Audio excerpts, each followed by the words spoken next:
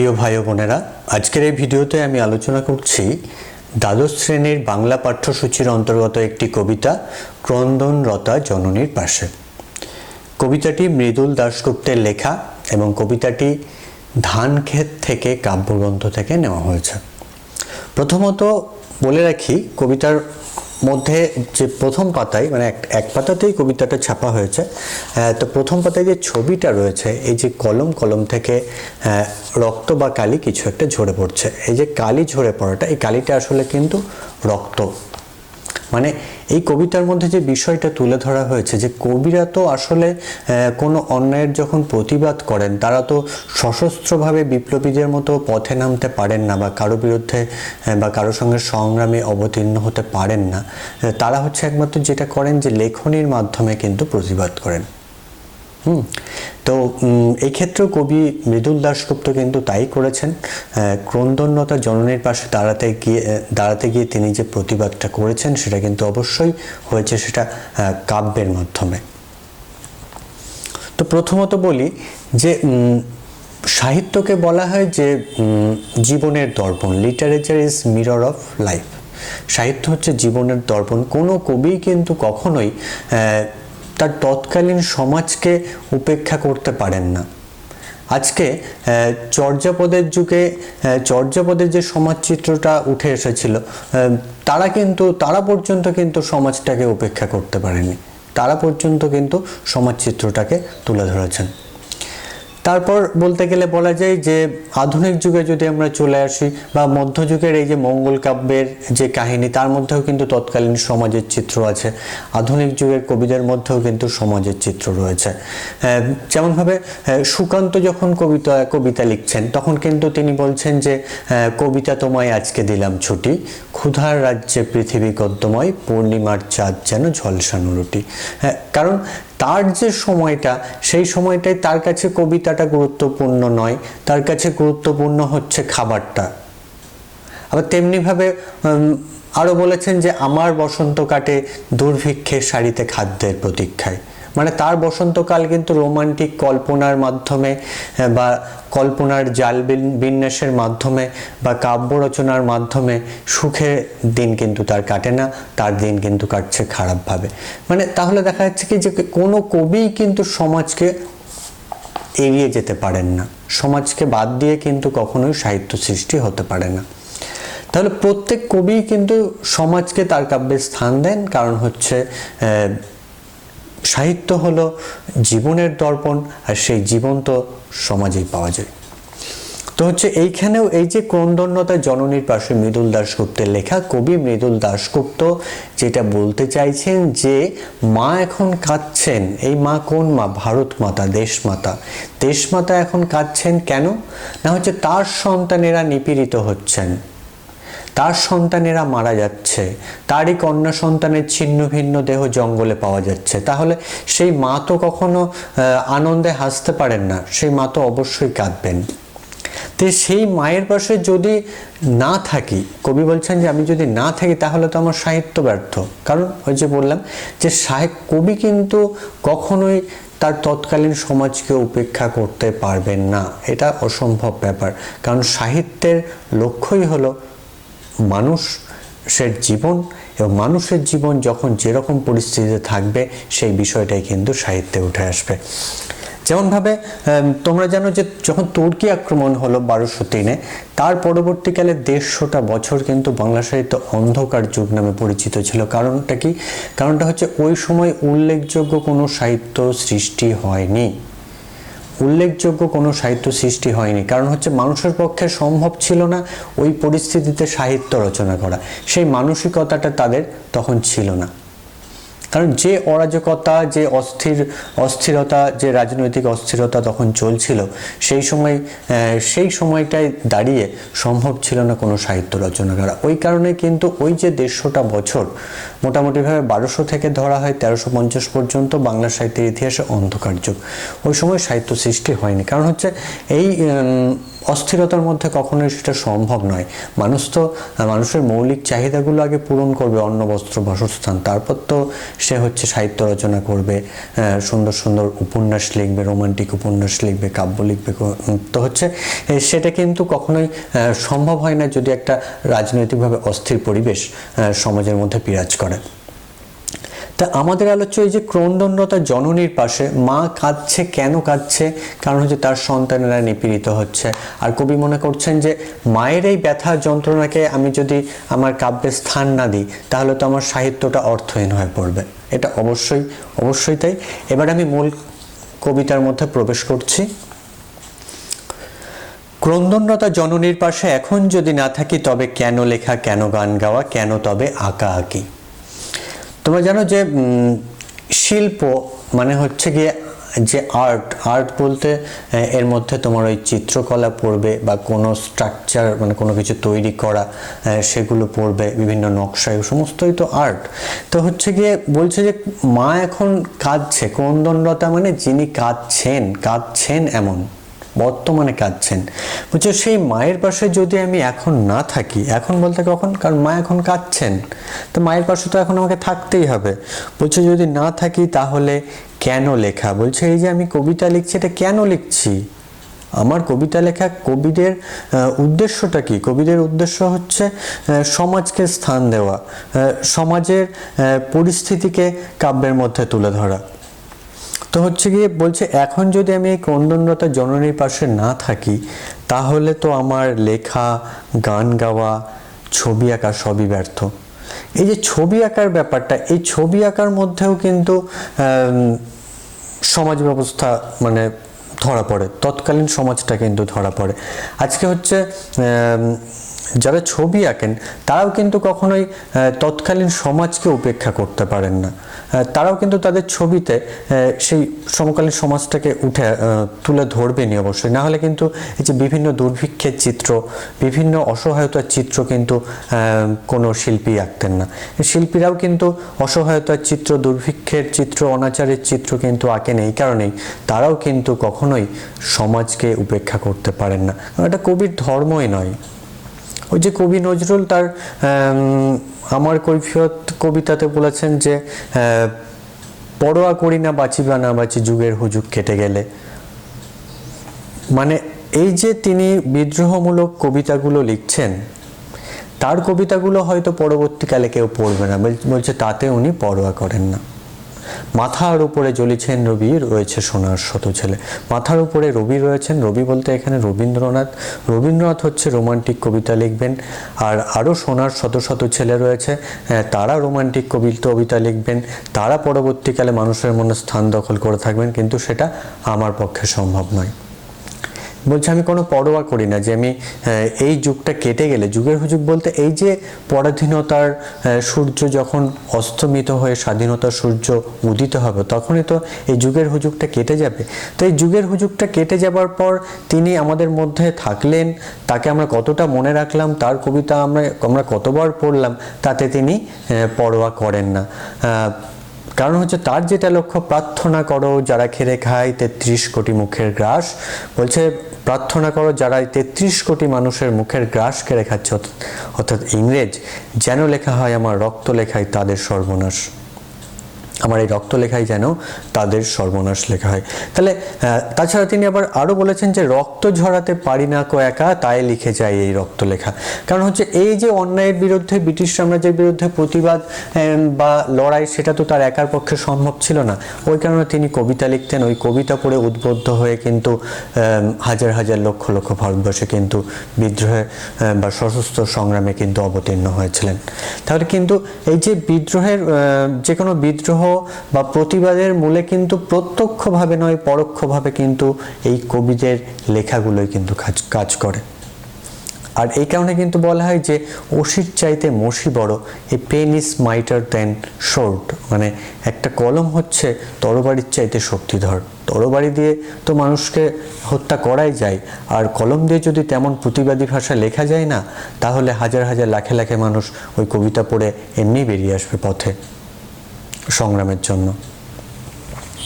তো বলছে যে তাহলে কবি যেটা বলছেন যে আমি যদি এখন এই ক্রন্দনরতা জননীর পাশে না থাকি তাহলে কিন্তু আমার এই লেখালেখি গান গাওয়ার সমস্তই কিন্তু ব্যর্থ হবে, সমস্ত কিছু ব্যর্থ হবে। কারণ একজন কবি হিসাবে তার ভিতরে তো মূল্যবোধ আছে, কিছু মূল্যবোধ বলতে জীবনকে সঠিকভাবে পরিচালনা করার জন্য কতগুলো মাপকাঠি আমাদের থাকে, যে এটা করব এটা করব না, এটা আমার হচ্ছে নীতিবিরুদ্ধ কাজ, সেগুলোকেই বলা হয় মূল্যবোধ।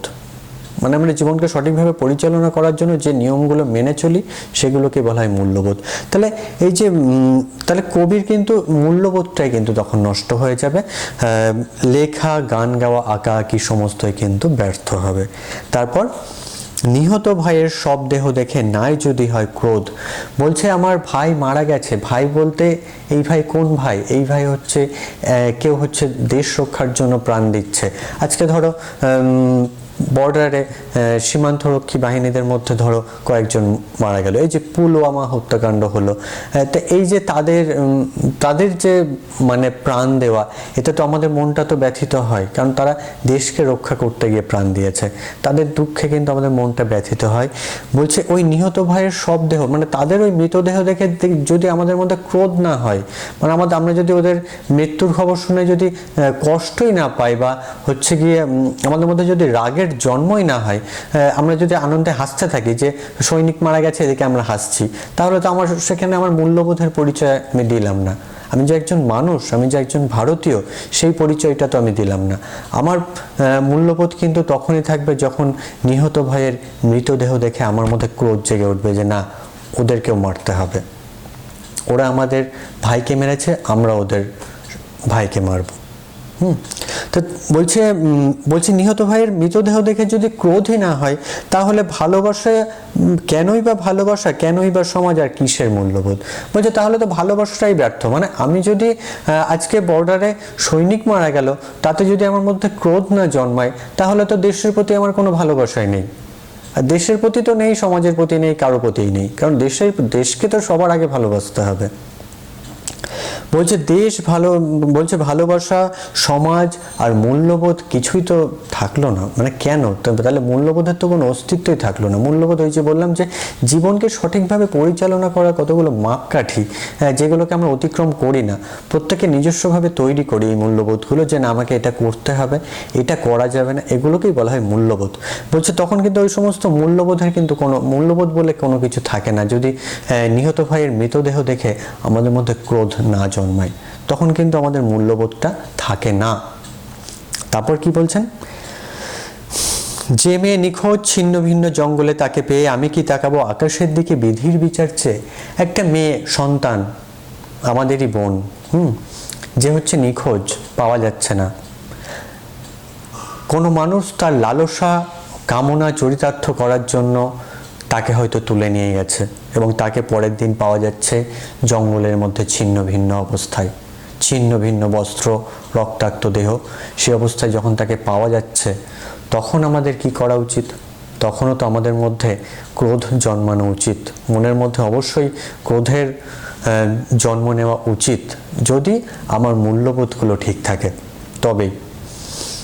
বলছে যে মেয়ে নিখোঁজ ছিন্ন ভিন্ন জঙ্গলে, তাকে পেয়ে আমি কি তাকাবো আকাশের দিকে বিধির বিচার চেয়ে। তখন কিন্তু যারা অসহায় মানুষ, অসহায় পিতা, যার হয়তো কন্যা সন্তানের এই পরিস্থিতিটা হয়েছে, সে হয়তো কোথাও গিয়ে বিচার পাচ্ছে না, জানে যে থানায় গেলে হয়তো তার রিপোর্টটা নেবে না, বা হচ্ছে তার কেসটা ফাইল করা হবে না, তখন সে কি করে? সে ভগবানের কাছে বিচার চায় যে হে ভগবান, তুমি কি করলে, তুমি এর বিচার করো। কিন্তু কবি কিন্তু তা পারেন না, কবি কিন্তু কখনোই তা পারেন না, ভগবানের ওপর কিন্তু বিষয়টাকে ছেড়ে দিতে পারেন না। এবং শুধু কবি নয়, যথার্থ মূল্যবোধ সম্পন্ন, ভালো মূল্যবোধ সম্পন্ন কোনো ব্যক্তি কিন্তু এই বিষয়টাকে মেনে নেবেন না, যে একজন কন্যা সন্তান যাকে ছিন্ন ভিন্ন অবস্থায় পাওয়া গেল, যে হচ্ছে যাকে বলে পাশবিক, মানুষের পাশবিক লালসার শিকার হলো এবং মৃত্যুবরণ করলো, সেই বিষয়টাকে কিন্তু কেউই কিন্তু মেনে নিতে পারবেন না। কোনো শুভবুদ্ধি সম্পন্ন মানুষ কিন্তু এই বিষয়টাকে মেনে নিতে পারবেন না। তো হচ্ছে কি, এই কারণে কিন্তু কবিও মেনে নিতে পারেন না, কারণ কবিও তো মানবিক মূল্যবোধ সম্পন্ন একজন মানুষ, তিনিও কিন্তু মেনে নিতে পারেন না এই বিষয়টাকে। তাই তিনি কিন্তু আকাশের দিকে ভগবানের বিচার চেয়ে থাকতে পারেন না। তাহলে তিনি কি পারেন, একজন কবি কি পারেন? ওই যে নজরুল বলেছিলেন যে রক্ত ঝরাতে পারি না কো একা, তাই রেখে যায় রক্ত লেখা। তাহলে কবি যেটা পারেন, কবি পারেন প্রতিবাদ করতে। কবির প্রতিবাদ কিভাবে হয়? পথে নেমে, হাত উঁচু করে, ঝান্ডা ধরে নয়।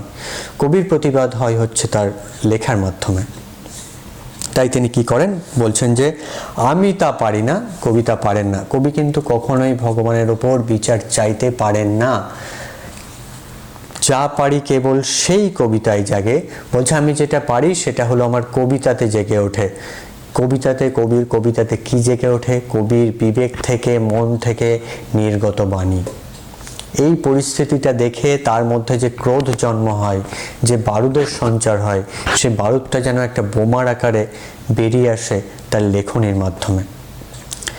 বলছে যা পারি কেবল সেই কবিতায় জাগে আমার বিবেক। কবির বিবেকটাই কিন্তু একমাত্র কবিতায় জেগে ওঠে। তাহলে কবি কি বললেন? বললেন যে কবি যেটা পারেন সেটা হলো তার বিবেককে কবিতার মধ্যে জাগিয়ে রাখতে। তার বিবেক বলতে এখানে কিন্তু তার মূল্যবোধ, মানে তারও তো একজন কবি কিন্তু কখনোই খারাপ মানসিকতা সম্পন্ন মানুষ হতে পারেন না। কারণ কবি হতে গেলে সমাজকে, মানুষের জীবনকে নিবিড়ভাবে পর্যবেক্ষণ করতে হয় এবং সেটাকে ভালোবাসতে হয়।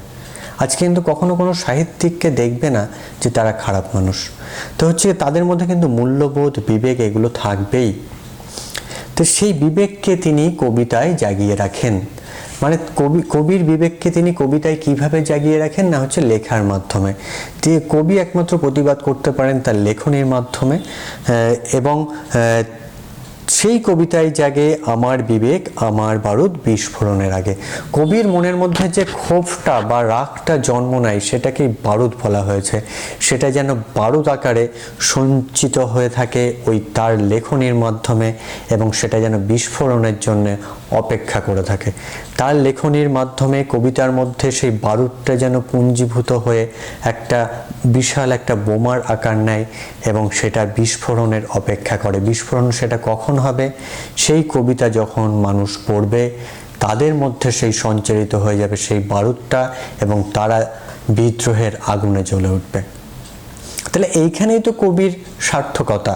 একজন কবি কিন্তু কোনো বন্দুক তরবারি না নিয়েও কিন্তু একজন মহান যোদ্ধা হতে পারেন। সেটাই কিন্তু ক্রন্দনলতা জননীর পাশে এই কবিতার মাধ্যমে কবি মৃদুল দাশগুপ্ত কিন্তু বলতে চাইলেন। আর মৃদুল দাশগুপ্ত কিন্তু অন্যত্র বলেছেন যে বিস্ফোরণ ছাড়া কিন্তু কোনো ঘটনা সম্ভব নয়। বিস্ফোরণ ছাড়া কিন্তু কোনো ঘটনা সম্ভব নয়। কারণ হচ্ছে বিস্ফোরণের মাধ্যমেই কিন্তু নতুন দিন আসে, নতুন সূর্য উদিত হয়। আজকে সমাজে যে অনাচার, যে অপশাসন চলছে, সেটাও কিন্তু একটা বিস্ফোরণের মাধ্যমেই কিন্তু একটা নতুন সমাজ গঠিত হবে, যেখানে আমরা শুনতে পাবো না যে কোনো ভাই মারা যাচ্ছে, কোনো মেয়ে ছিন্ন ভিন্ন দেহ রক্তাক্ত অবস্থায় পাওয়া যাচ্ছে। সেটা তো একটা বিস্ফোরণের মাধ্যমেই হবে। আজকে ধরো পৌরাণিক দিক থেকে যদি ধরি, যে চারটে যুগ, সত্যযুগ, ত্রেতা যুগ, দাপর যুগ আর কলিযুগ, এই যে চারটে যুগ পরপর এলো, এই যুগগুলো কিন্তু এই যখন একটা যুগে প্রচণ্ড অনাচার, অসহায়তা, অবিচার যখন গ্রাস করে ফেলেছে, তখনই কিন্তু ভগবান অন্য এক রূপ ধরে এসছেন, এসে কিন্তু সেই পাপীদেরকে হত্যা আর হচ্ছে যারা পুণ্যবান তারা হচ্ছে সমাজে থেকে গেছে, এবং তার ফলে কিন্তু নতুন একটা যুগ এসছে। তাহলে এই যে নতুন যুগের আগমন, এটা কিন্তু এমনি এমনি হয় না। সমাজে যখন প্রচণ্ড অনাচার চলতে থাকে, অত্যাচার চলতে থাকে, তখনই কিন্তু নতুন একটা যুগের সূচনা হয়। আর এই কবিতার মধ্যেও কিন্তু কবিতার বিবেকটাকে বারুদের আকারে পুঞ্জীভূত করে রাখেন সেই বিস্ফোরণের অপেক্ষায়। কারণ বিস্ফোরণ ছাড়া কোনো কিছু সম্ভব নয়। কবি কিন্তু অন্যত্র বলেছেন এই কথা যে বিস্ফোরণ ছাড়া কি কোনো কিছু সম্ভব? আসলে কিন্তু কোনো কিছু সম্ভব নয়। আজকে আমাদের দেশের স্বাধীনতাটা যে এসছে, এটাও তো এমনি এমনি আসেনি। ব্রিটিশদের কাছে আমরা বলিনি মানে যে আমাদেরকে স্বাধীনতা দাও, ওরা দিয়ে দিয়েছে, তা কিন্তু নয়। এটা কিন্তু পথটা কিন্তু আদৌ একেবারেই সহজ ছিল না। অনেক কঠিন দীর্ঘদিনের সংগ্রাম, 200 বছরের সংগ্রামের পর কিন্তু আমরা স্বাধীনতাটা পেয়েছি। তাহলে এই যে ক্রন্দনলতা জননীর পাশে কবিতাটা এবার নামকরণের প্রসঙ্গে আসি, যে কবি কখনোই তার সমাজকে উপেক্ষা করতে পারেন না, এটা হচ্ছে প্রথম কথা। তাহলে মৃদুল দাশগুপ্ত কিন্তু তার সমকালীন সমাজকে উপেক্ষা করতে পারেননি। দেশমাতা যে কাঁদছেন, তার সন্তানেরা মারা যাচ্ছে, নিপীড়িত হচ্ছে, অত্যাচারিত হচ্ছে, সেটা দেখে কবিও কিন্তু তাই স্থির থাকতে পারেননি, তার লেখনীর মাধ্যমে কিন্তু প্রতিবাদ জানিয়েছেন। এই যে কলমের মাধ্যমেই তিনি লেখেন, এবং কলম থেকে এই যে কালিটা ঝরে পড়ছে, দেখো রক্তের ফোঁটার মতো আকার, তো হচ্ছে তাই তিনি কিন্তু এই রক্ত লেখা লিখেছেন। নজরুল যেটা বলেছেন যে তিনি তো একা রক্ত ঝরাতে পারেন না, তাই রক্ত লেখাই লিখেছেন। তো হচ্ছে এই যে মা কাঁদছে, তার পাশে কবি সত্যিই আছেন, এবং কবি নয়, সমস্ত শুভবুদ্ধি সম্পন্ন মানুষেরাই কিন্তু দেশমাতার সঙ্গে চিরকাল ছিল, চিরকাল আছে এবং চিরকাল থাকবে। এই যে ক্রন্দনরতা জননীর পাশে কবি আছেন, সেই বিষয়টা কবি তাই তিনি তুলে ধরেছেন যে আমি মায়ের কান্না দেখে উনি স্থির থাকতে পারেন না, তার সন্তানের মৃত ভাইয়ের মৃতদেহ দেখে তিনি স্থির থাকতে পারেন না, বা ছিন্ন ভিন্ন জঙ্গলে যখন ছিন্ন ভিন্ন তার ভগিনীকে পাওয়া যায়, তখনও কিন্তু তিনি স্থির থাকতে পারেন না, তিনি প্রতিবাদ করেন, তার লেখনীর মাধ্যমে প্রতিবাদ করেন। সেই বিষয়টাই কিন্তু, এবং এই ক্রন্দনরতা মায়ের পাশে কিন্তু তিনি এইভাবেই থাকেন, সেই বিষয়টাই কবিতায় উঠে এসেছে। সুতরাং কবিতার নামকরণটাও কিন্তু সার্থক হয়েছে। তো হচ্ছে এই হচ্ছে কবিতার মোটামুটিভাবে আলোচনাটা তোমাদের কার কেমন লাগলো অবশ্যই আমাকে জানাবে, আর যদি কারো কোনো প্রশ্ন থাকে কমেন্টে আমাকে প্রশ্ন করবে।